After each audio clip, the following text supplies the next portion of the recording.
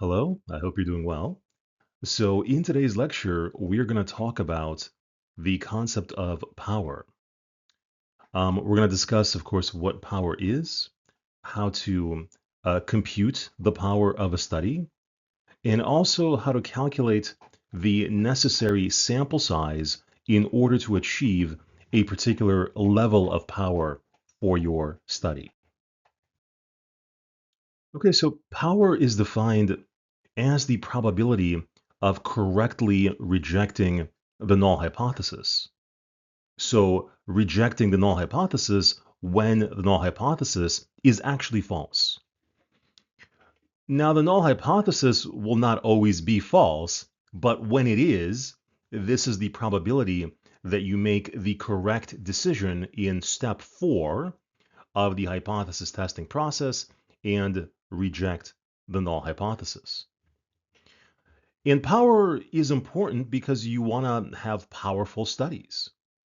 You want a study where if the effect that you're looking for is actually real, you have a good chance of detecting that effect in your study. And this is what power is getting at. So if you recall this table here from chapter 8 on hypothesis testing, so you have the true state of the world in which the null hypothesis is either true or false in reality. And then you have the decision that you make on the basis of your data, of your sample, in which you reject or fail to reject the null hypothesis. And so power is going to fall into this box here. So this is when the null hypothesis is false in reality, and you, based on your data, reject the null hypothesis. So it's a correct detection. And so the probability of power is 1 minus beta, where beta is the probability of a type 2 error. So that is when you miss a real effect. That's when the null is false, but you fail to reject the null. Okay, so just a quick example. So let's say we have an experiment and suppose we know that beta is 0.3. Well, if the null is actually false, then power is going to be 0.7. So 1 minus beta, 1 minus 0.3 gives you 0.7. And so what does that mean? It means that there is a real effect out there in the world, and our probability of detecting that effect in our study is 0.7 or 70%. We have a 70% chance of correctly detecting a real effect. Now, if the null is true, then power is 0 because there is no effect out there that can be detected. So power is important. We want to run studies that are powerful. But how do we determine the power of a study? And what can we do to increase the power of a study?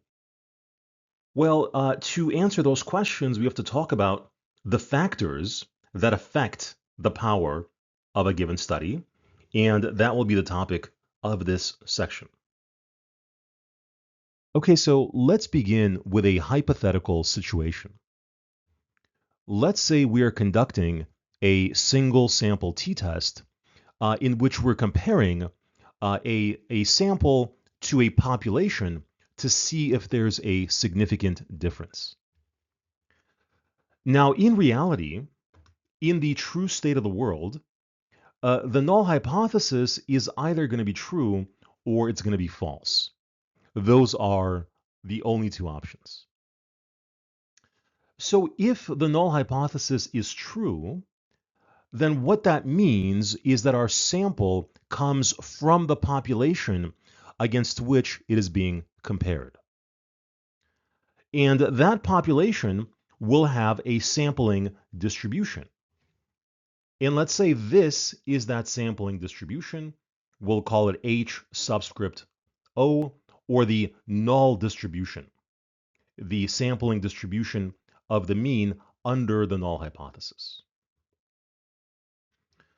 Now, the other option is that maybe, in reality, the null hypothesis is false. And what that would entail is that now our sample comes from some other population with a different mean and a different sampling distribution. And let's say this is that other sampling distribution, H subscript 1.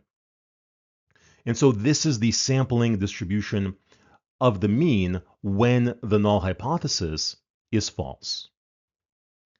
And so again, the idea is our sample comes from one of these two distributions. If the null is true, it comes from this null distribution. And if it's false, it comes from this alternative distribution. And so then, on the basis of our data, we make a decision. We either reject the null hypothesis, in which we conclude that our sample comes from this alternative distribution, or we fail to reject the null hypothesis, concluding that our sample comes from this null distribution here on the left.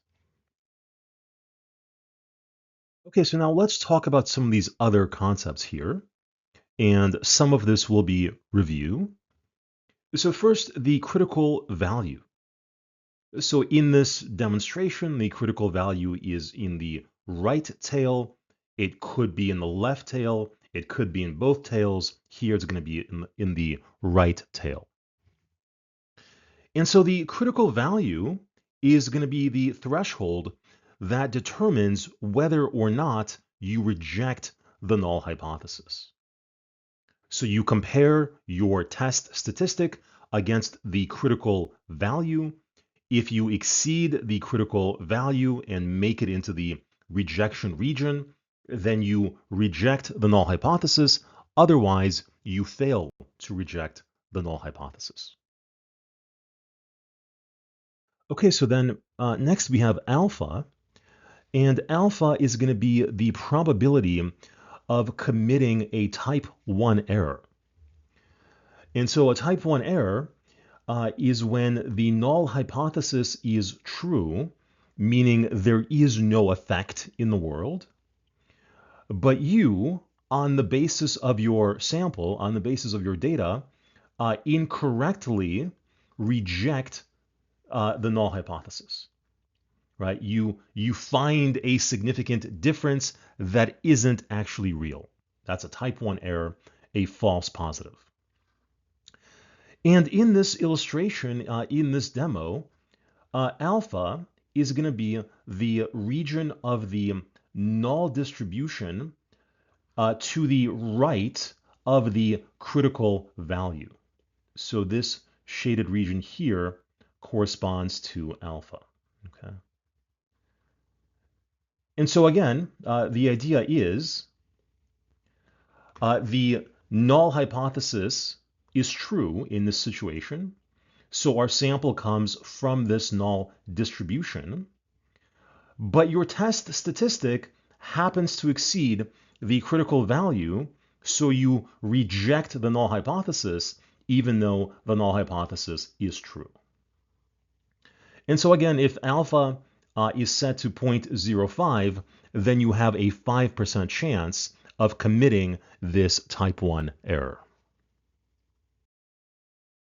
Okay, and so next we have beta, and beta is going to be the probability of committing a type 2 error.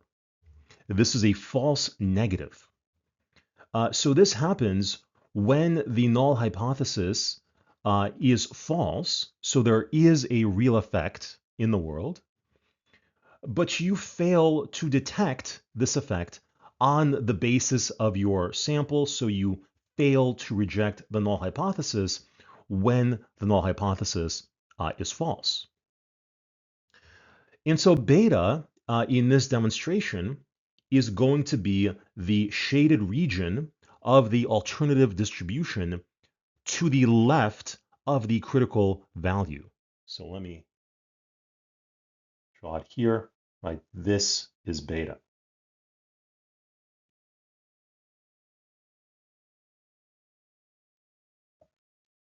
And so again, this happens when the null hypothesis is false. So our sample comes from this alternative distribution. But for whatever reason, your test statistic fails to exceed the critical value. It falls somewhere within this region, and therefore you fail to reject the null, even though the null is false. And lastly, we have power. And power is going to be the probability of correctly rejecting the null hypothesis. So this is when the null hypothesis is false. So there is a real effect in the world.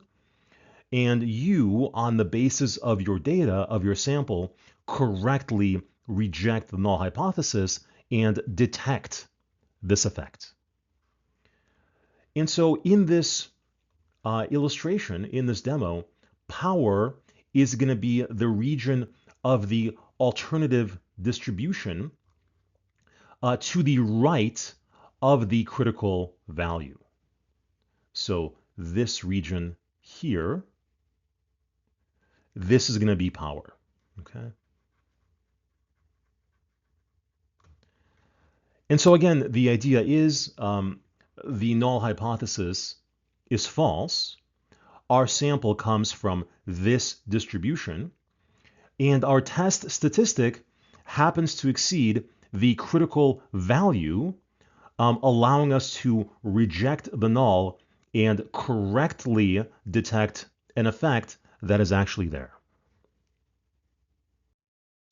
Okay, so now we're going to talk about some factors that determine the power of a given study.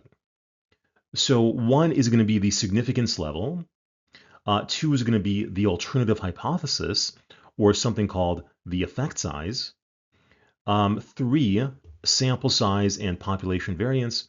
And four, the statistical test that is being used. Okay, so first we're going to talk about alpha.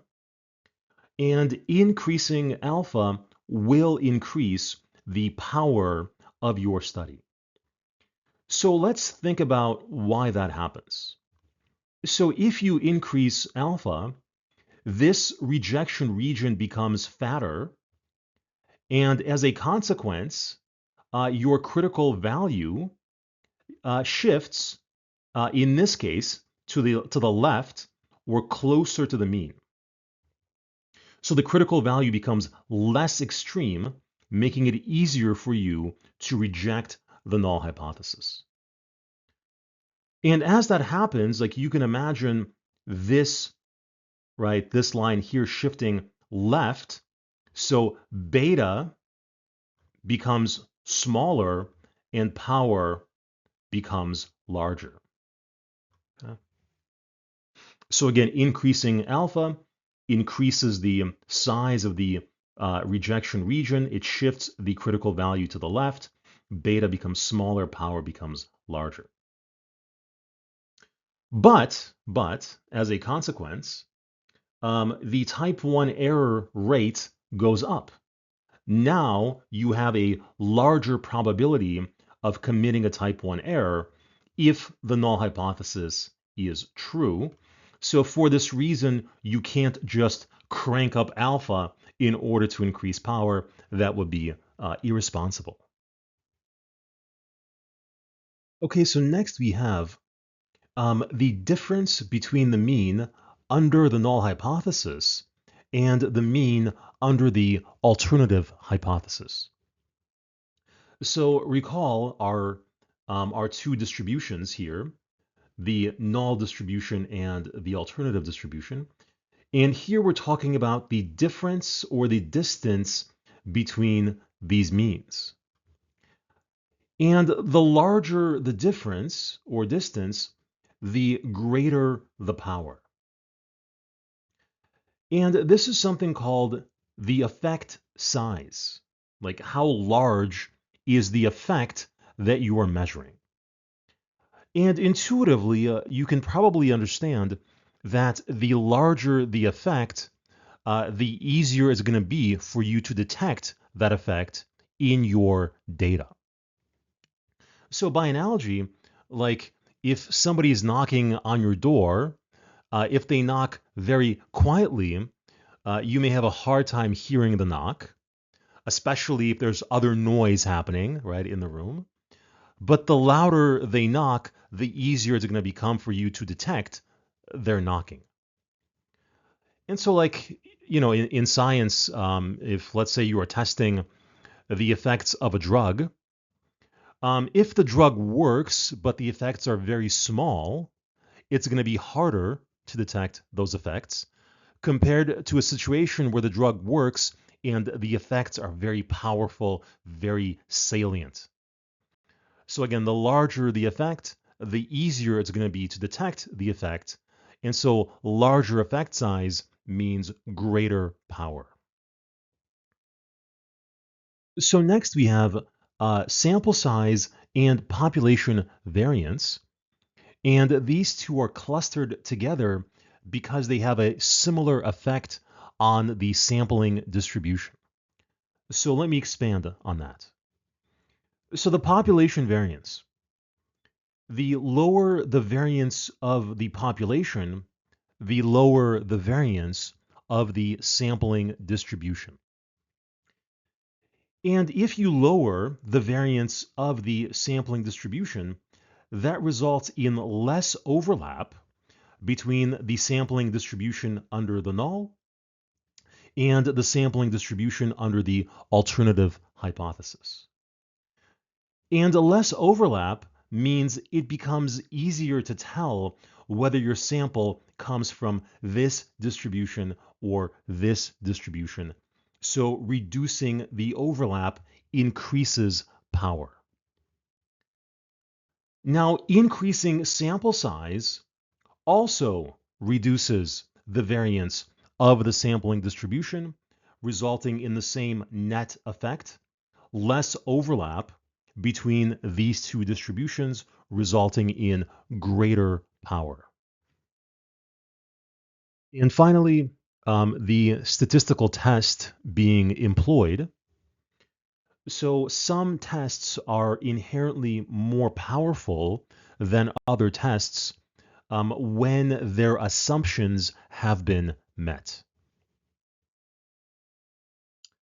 Okay, so then how do we actually increase the power of the study? Which of these levers and knobs can we pull and turn in order to increase power? So let's kind of walk through these and see what we can do. The test that we're using, let's assume we're already using the most powerful test. Fine. So then we have alpha, right? You can increase alpha, that will increase power, but it also increases your type 1 error rate. So you can't just crank up alpha. That would be irresponsible. The effect size typically is not under your control. If you're studying something with a small effect size, then it's a small effect size. The population variance again, is typically not under your control. And so really that leaves us with sample size. Sample size is more or less under your control.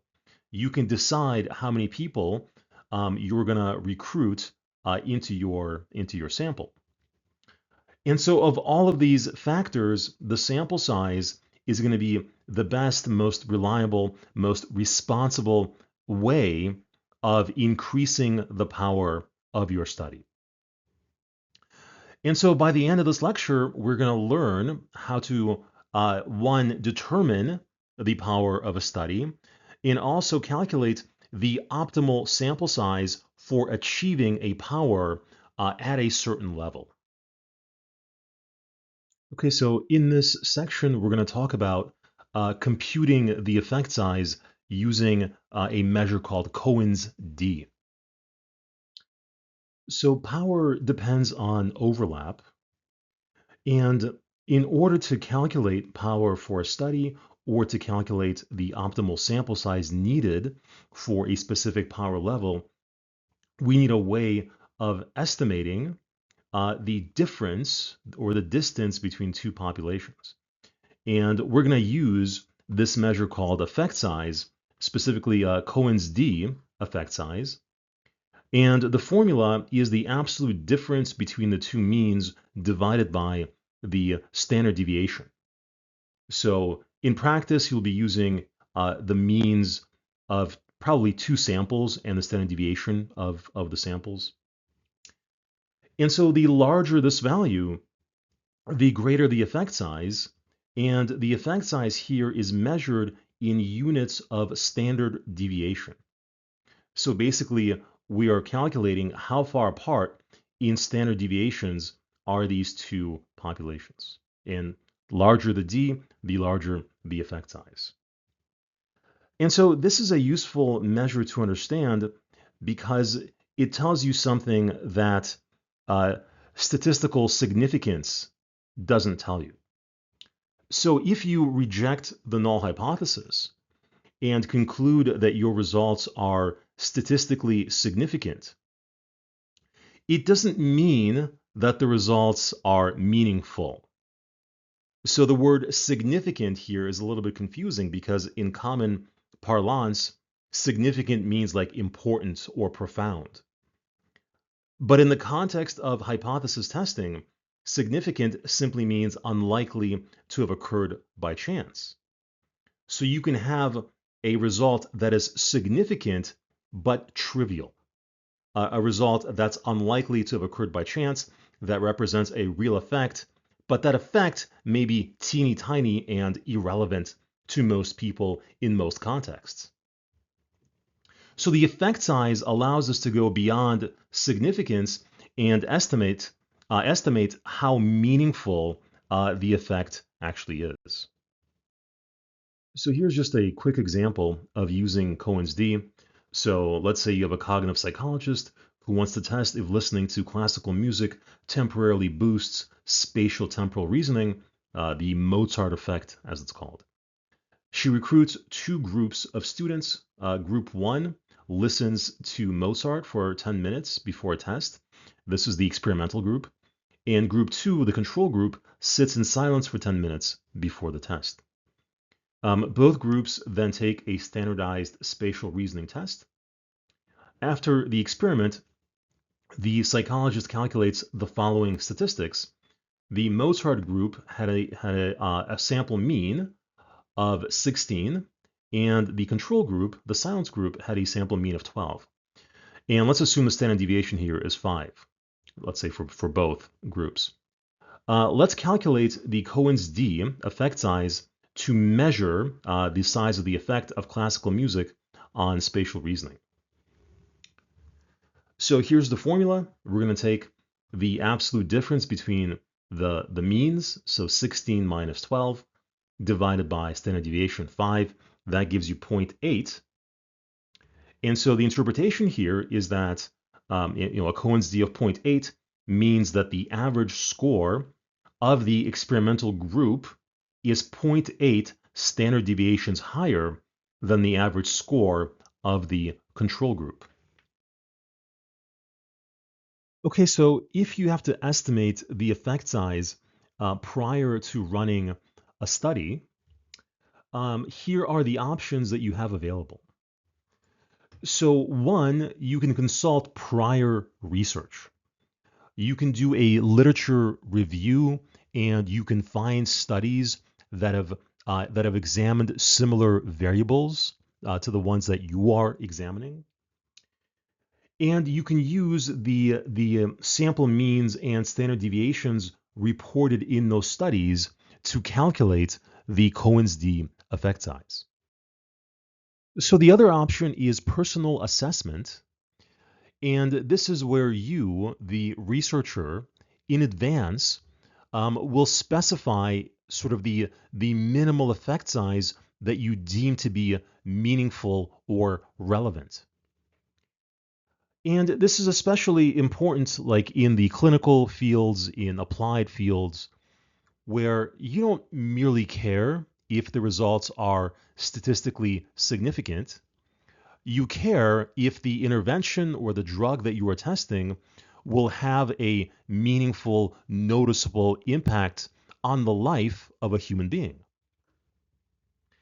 And so, for example, if you are studying an intervention designed to reduce anxiety, if the intervention works, but the effects are teeny tiny, barely noticeable, maybe you don't care so much about that intervention. And so in this case, perhaps you specify the effect size that you deem to be meaningful in the context of, meaningful reductions in anxiety. And finally, if you can't estimate the relevant data from previous studies, the means and standard deviations, and if you can't specify an effect size that you deem meaningful, then you may have to settle for the third option of using these special conventions. So here is a table developed by Cohen himself, which tells you that a small effect size is a Cohen's d of 0.2, medium 0.5, large 0.8. And so if you have reason to believe, for example, that your effect size will be medium, then you go to the table and you use an effect size of 0.5. Okay, so in this section, we're going to introduce a new table called the power table that we're going to use in order to compute power and to determine the optimal sample size needed for a particular power level. Okay, so first we're going to introduce a new statistic called delta. And so recall that power will be influenced by the effect size and by the sample size. So delta is going to combine the effect size and sample size into a single value. And that's what delta is. And this value represents the combined impact of effect size and sample size on power. So the formula is D, that's Cohen's d, that's the measure of effect size, times function of n. Function of n means we're going to perform some mathematical operation on n, the sample size, and the mathematical operation that we perform will differ based on the test that we are running. So the independent samples t-test and the single samples t-test will have a different function of n. Okay, and so now we can introduce the power table. And here it is in all of its glory. And the power table will give you power values for a given delta and a given alpha. And so this table represents three of the factors that determine power.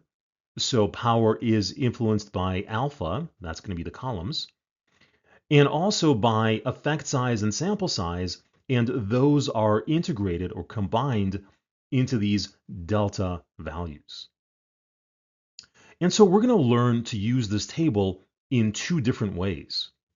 First, to find a power value for a given delta and a given alpha, or going in the other direction and finding a delta value for a given alpha and a given power value. So let's do some examples of each. Okay, so let's imagine we want to find the power value for an alpha of 0.01 and a delta of 2. So you find your delta, that's going to be the row. You find your alpha, 0.01, that's going to be the column. And so that gives us a power value of 0.28. Now, if you have a situation where your delta is not in the table, the specific value is not in the table. So, for example, if you have 1.97, that's in between these two values. By convention, always go up and take the smaller of the two delta values, which gives you the smaller power value as well. So the idea is we want to be kind of more conservative and we'd rather underestimate power as opposed to overestimate power. Okay, and so the other way of using this table will be finding a delta value for a given alpha value and a desired power value. And so this is going to be used when we are trying to determine the optimal sample size that is required to get a desired power level. And so, for example, if our alpha is 0.05 and we want power to be 0.8, and we want to find the corresponding delta value that will allow us to figure out the sample size, we want to go into the appropriate alpha column, so in this case 0.05, and in that column find the power value that you're looking for, in this case 0.8, there it is, and pull out the corresponding delta value, so in this case 2.8. Now, if your specific power value is not in the table, if it's in between two values, then by convention you go down to the larger power value and the larger delta value. And the idea is if we have a choice between underestimating or slightly overestimating the optimal sample size, we'd rather overestimate by a little bit than underestimate. And so that's why we go down to the larger delta value if our power value is not listed in the table. Okay, so let's put all of this together and we're going to learn to do some actual calculations, computing in one situation the power of a study or the optimal sample size required to get a desired power. And we're going to begin with the one sample t-test scenario. Okay, so if we are running a single sample t-test, and let's say we've run the study, and we want to determine the power of that study. Here's how you do that. So step one, determine the Cohen's d effect size. Step two, plug your effect size into the delta formula to get delta. And for the single sample t-test, the formula is Cohen's d effect size times the square root of n. So remember, it was function of n, and the function depends on which test you're running. For the single sample t-test, it's going to be Cohen's d times the square root of sample size. And then go to your power table, and for your delta that you got in step two, and for whatever alpha you used, simply pull out the corresponding value in the table, and that is the power of this study. Okay, so let's do an example. Dr. Lexicon believes that people who solve daily crossword puzzles have a significantly different vocabulary size compared to the average college student. The average vocabulary for all college grads is 27,000 words. We take a sample of 49 crossword enthusiasts and find that they know an average of 27,500 words. Assume a standard deviation of 3,000 words. Alpha is 0.05. So let's compute the power of this study. Step one, determine the Cohen's d effect size. So that's going to be the absolute difference between the two means 27,000 and 27,500, divided by the standard deviation, 3,000, that gives you 0.17. Step 2, compute the delta. So we're going to plug Cohen's d into our delta formula, which is d times square root of n. So 0.17 times the square root of 49, because that is our sample size. Okay. And now we have delta. So now that we have delta, we can go to our table and pull out the corresponding power value for an alpha of 0.05. Now, our specific delta value is not in the table. 1.19 is in between these two values. So remember, by convention, we go up to the smaller value and smaller power level. And so for a delta of 1.1 and an alpha of 0.05, the power value is 0.2. And what that means is, if the null hypothesis is false, if there really is a significant difference, we only have a 20% chance of detecting that difference in this study.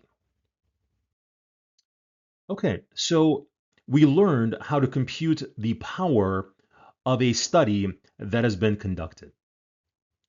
But now consider the following scenario.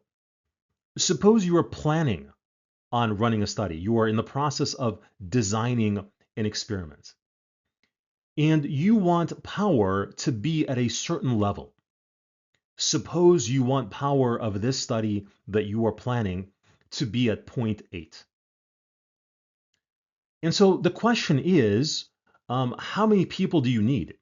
How large of a sample size will you require in order to crank up the power of this study to 0.8? So we're going to learn to perform that calculation, determining the optimal sample size for a desired power level. Step 1, we begin this time with the power table. And now, for whatever alpha level we're using, and for whatever power we desire, we find the corresponding delta value in the table. Step 2, we're going to have to estimate the effect size, the Cohen's d effect size. And step 3, we take that same delta formula that we used in the previous example, but now we reshuffle the formula to solve for n, and here's what that looks like. So delta over Cohen's d squared. So then the value that you get is the number of people that you need in the study, your sample size, to get the desired power level. If you have decimal places, always round up, because this is number of people, and you can't have a sample size of, 45.3 persons, right? So always round up. And then that's the number of people per sample. Now, because it's a single sample test, we are done at this point because we only have one sample. Okay, so let's do an example, and we're going to use the same study, Dr. Lexicon and his vocabulary size study. And recall, we calculated the power of that study to be 0.2 for a sample size of 49. So now the question is, how large of a sample size would have been required to get power to a value of 0.8? Okay. So we already have the Cohen's d effect size, 0.17, and our alpha is 0.05. Step 1, going to the table, for our alpha of 0.05, we want to find the desired power level, so that's 0.8, there it is. And next we want to pull out the corresponding delta value, which in this case is 2.8 So we have our delta. Step 2, determine the effect size. We already have that, 0.17, so we're done with that. And now step 3, plug your delta and Cohen's d into the formula to compute n, the required sample size. So our formula is delta over Cohen's d squared, so 2.8 over 0.17 squared gives you 271.26. That's how many people you need, and you always want to round up because you can't run 0.26 of a person. So we're going to round up to 272. So that's how many people we need to obtain a power of 0.8 for that study. Now, why such a large sample size? Because the effect size is very small. 0.17 is a small effect size. And so the smaller the effect size, the more people you're going to need in order to boost the power of your study. Okay, so hopefully the last section made sense. And if it did, this section should be pretty easy because we're going to learn all the same calculations, but this time for the independent samples t-test. And so there will be just a few minor differences between this section and the last section. Okay, so calculating power for the independent samples t-test. So this is going to be the same 3 steps, the same logic as before, except the delta formula will be a little different. So step 1, as before, determine the effect size, Cohen's d. Step 2, calculate delta, and now the formula is Cohen's d times the square root of n over 2. And then step 3, just as before, go to the power table, and for your delta and for whatever alpha you're using, pull out the value, and that is going to be the power of your study. Okay, so let's do this example. Dr. Cortex is investigating whether a memory technique called visual chunking results in different recall performance compared to the standard rote repetition method. He recruits a total of 40 students and randomly assigns 20 to the visual chunking group and the other 20 to the rote repetition group. He determines that the visual chunking group recalls an average of 17 items, while the rote repetition group recalls an average of 14 items, and he estimates the standard deviation for this task to be 7. Using an alpha of 0.01 and a two-tailed test, determine the statistical power of this study. Okay, so step 1, determine the effect size using our Cohen's d formula. So the absolute difference of the means of the two groups, so 17 and 14, divided by the standard deviation, 7, gives us a Cohen's d of 0.43. Step 2, determine delta using the following formula, Cohen's d times the square root of n over 2. And now n in this case is the sample size per group and not the total sample size. So in our case, 0.43, that's Cohen's d, times the square root of 20 over 2 gives us 1.36 as the delta value. And step 3, going to the table, our delta value is not in the table. 1.36 is between these two values, so we go up to 1.3. And for an alpha of 0.01, the power value is 0.1. That means we have a 10% chance of correctly rejecting the null hypothesis if the null hypothesis is indeed false. Okay, so now determining the sample size that is required for a particular power for an independent samples t-test. Same 3 steps, same logic, with a few minor but important differences. So step 1 will be to find the delta value in the table given your alpha and given your desired power value. So that's the same as before.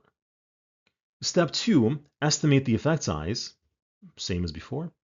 Step 3, compute n, reshuffle the delta formula to solve for n. And so now the formula we're going to use for the independent samples t-test is 2 times delta over Cohen's d squared. And this gives you the number of people per group, per sample, that you need in order to get whatever power you have selected. So you want to round this value up in all cases, if there are decimals, and then multiply by the number of samples, because we want the total sample size, and this is the sample size per group, so we multiply by number of samples. In this case, that would be 2 samples. Okay, so round up and multiply by 2. Let's do an example. And now using the same study we did when computing power, so the memory recall techniques, we determined that the power of that study for a total sample size of 40 people was 0.1, 10%. Now, suppose you are rerunning this study and you want to increase power to be 0.6. The question is, how many more people do you have to run in order to get the power to be 0.6? So our effect size is the same as before, 0.43, and our alpha is 0.01. So step 1 is to go to the table, and for an alpha of 0.01, find the desired power level. Now 0.6 isn't here. We have 0.59 and then 0.63. So remember, in this situation, by convention, you always go down to the larger of the 2 values, 0.63, and that gives us a delta of 2.9. So we have our delta. And step 2, determine the effect size. We already have that, 0.43. And so step 3, compute n. And so the formula is 2 times delta over Cohen's d, so 2.9 over 0.43 squared, gives you 90.96 people per group. And so remember, we want to round up. So it's going to be 91 people per group or per sample. And because we want the total sample size, we multiply this value by number of groups or number of samples, in our case 2. And so the total sample size that we would need to get power to 0.6 is 182 people, or 91 people per sample.